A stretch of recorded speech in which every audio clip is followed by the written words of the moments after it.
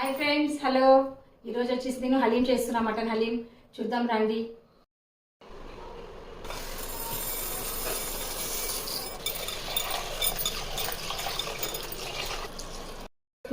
ఇది fried onion oil. ఇది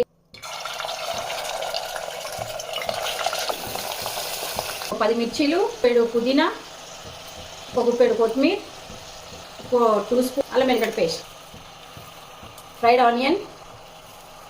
water పోసేసుకుందాం. ఇప్పుడు మూత పెట్టుకొని ఒక వరకు విజిల్స్ పెట్టుకుందాం. కుక్కర్ మూత పెట్టేసుకొని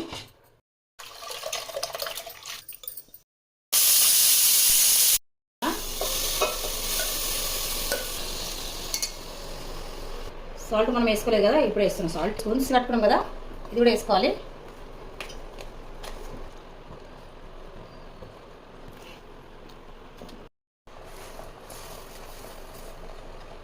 పుదీనా, కొత్తిమీర, ఫ్రైడ్ ఆనియన్స్,